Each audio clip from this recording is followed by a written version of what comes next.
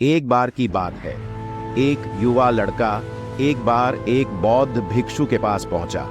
वो काफी परेशान लग रहा था और उसने बौद्ध भिक्षु से जाकर पूछा कि हे महात्मा, मैं अपने आप से परेशान हूं, अपने आप से दुखी हूं। बाहरी रूप से मुझे कोई दुख नहीं है। मैं धन धान्य संपन्न हूं, मुझे कोई शारीरिक रोग भी नहीं है, लेकिन मैं खुद से परेशान रहता हूं, अपने मन से परेशान रहता हूं। अक्सर मेरी बातों को मेरा कोई भी दोस्त गंभीरता से नहीं लेता है और ना ही मेरे परिवार के लोग मेरी किसी बात को गंभीरता से लेते हैं। मैं जो कुछ भी सलाह देता हूं या तो वह उसे मजाक में उड़ा देते हैं या फिर गंभीरता से लेते ही नहीं है। मेरी बातों को कोई गंभीरता से क्यों नहीं लेता है? क्यों मेरी बातों पर कोई अमल नहीं करता? क्यों मेरी बातों में कोई रुचि नहीं दिखाता? क्या कारण है?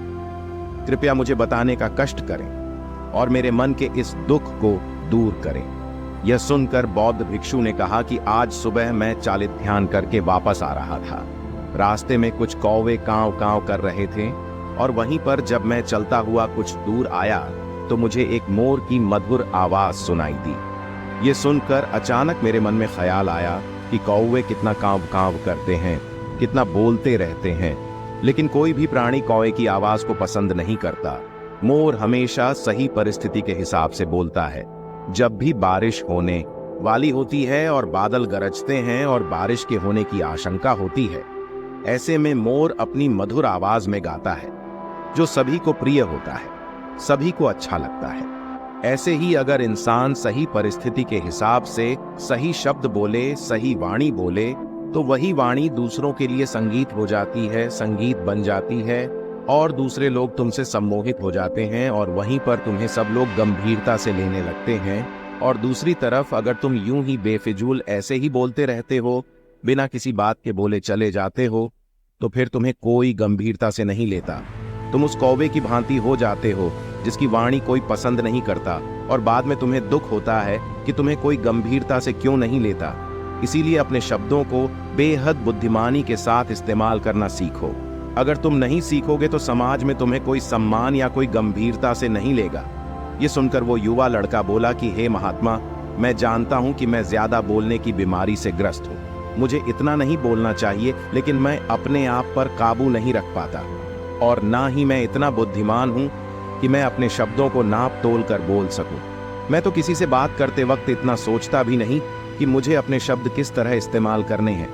कृपया करके कुछ ऐसी परिस्थितियां बता दीजिए जहां पर मुझे कम बोलना है या फिर बोलना ही नहीं है, हमेशा चुप रहना है। अगर आप मेरा ऐसे मार्गदर्शन कर सकते हैं तो मेरा जीवन आसान हो जाएगा और मुझे ज्यादा दिमाग या अपनी बुद्धि लगाने की भी जरूरत नहीं पड़ेगी। ये सुनकर बौद्ध भिक्षु ने मुस्कुराते हुए कहा कि बेटा, वैसे तो इंसान को हर परिस्थिति में सोच समझकर ही बोलना चाहिए, लेकिन अगर वो हमेशा होश में नहीं रह पाता है, ध्यान में नहीं रह पाता है, तो मैं तुम्हारे दैनिक जीवन की कुछ ऐसी परिस्थितियां बता रहा हूं जहां पर तुम्हें हमेशा चुप रहना है। अगर तुम ऐसी जगहों पर कुछ बोलोगे तो तुम्हारा अपमान ही होगा या फिर तुम्हें कोई गंभीरता से नहीं लेगा। सबसे पहली जगह है, या यूं कहे ऐसी परिस्थिति जहां पर इंसान को हमेशा चुप रहना चाहिए, वो है जब किसी ऐसे विषय के बारे में बातचीत हो रही हो जिसके बारे में आपको कोई जानकारी ही नहीं है। तो ऐसी परिस्थिति में व्यर्थ में बीच में टांग अड़ाना, अपना ज्ञान देना, व्यर्थ का ज्ञान, आपको कुछ पता नहीं है लेकिन फिर भी आप अपना ज्ञान देने के लिए उत्सुक हैं, तो ऐसी जगह पर आपका अपमान ही होगा।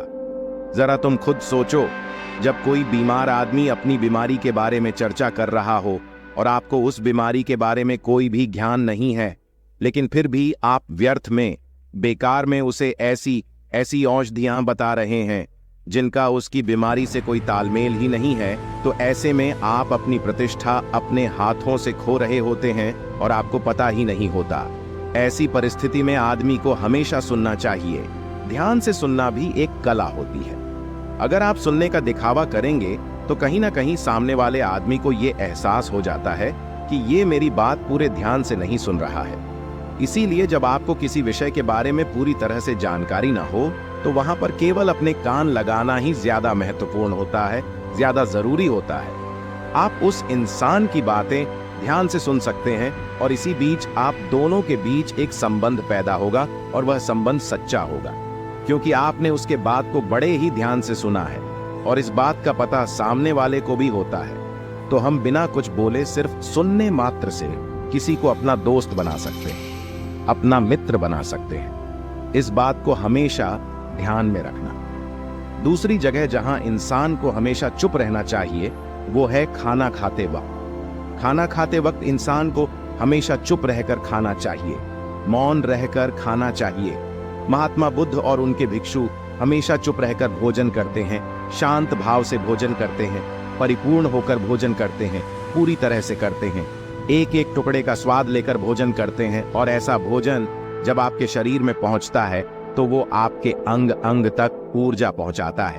अक्सर हम भोजन करते वक्त कुछ ना कुछ बोलते रहते हैं, कुछ ना कुछ सुनते रहते हैं, लेकिन मौन रहकर पूरा स्वाद लेकर उस भोजन को कभी नहीं करते।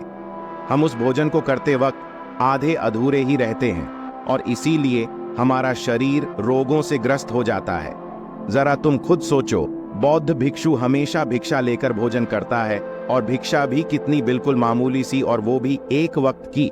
तो एक वक्त ही भोजन करने के बाद भी वो इतने स्वस्थ रहते थे, इतने उत्साह, जोश और आनंद से भरे होते थे। और हम तो इतना खाना खाते हैं, इतनी सारी भोजन की सामग्री हमारे लिए उपलब्ध होती है, लेकिन हमारे शरीर में कोई ऊर्जा नहीं होती। इसका सबसे बड़ा कारण होता है कि हम अपना भोजन होश में नहीं करते हैं, परिपूर्ण होकर नहीं करते हैं, मौन रहकर नहीं करते हैं। इसीलिए अपना भोजन हमेशा मौन रहकर ही करो।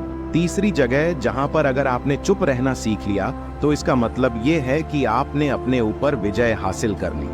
जी हाँ, गुस्से में शांत रहना या चुप रहना इतना आसान नहीं होता है। अक्सर हम गुस्से से भरकर कुछ ऐसे शब्द या अपशब्द बोल जाते हैं जिसका पछतावा हमें हमेशा रहता है, लेकिन जुबान से निकला हुआ शब्द वापस नहीं हो सकता, उस शब्द को मिटाया भी नहीं जा सकता। अब वो जिंदगी भर हमारे दामन से जुड़ चुका है और वो गुस्से में बोला गया शब्द हमारे मन को समय समय पर बेचैन करता रहता है, दुखी करता रहता है। लेकिन गुस्से के वक्त चुप रहना सीखना भी एक बहुत बड़ी कला होती है। गुस्से में आदमी का अपने ऊपर काबू कहाँ रहता है, अपनी इंद्रियों को वश में कहाँ रख पाता है। इसीलिए इस कला को आप तभी सीख सकते हैं जब आप गुस्सा भी होश में रहकर कर पाए। जब भी आपको गुस्सा आए, आपके दिमाग में सिर्फ एक ही बात आए कि मुझे चुप रहना है, मुझे किसी से कुछ गाली गलौच नहीं करना, किसी को कोई अपशब्द नहीं बोलना। और जब ये विचार गुस्से के साथ जुड़ जाता है और धीरे धीरे ये आदत बन जाता है, तो आप अपने गुस्से को भी काबू में करना सीख जाते हैं।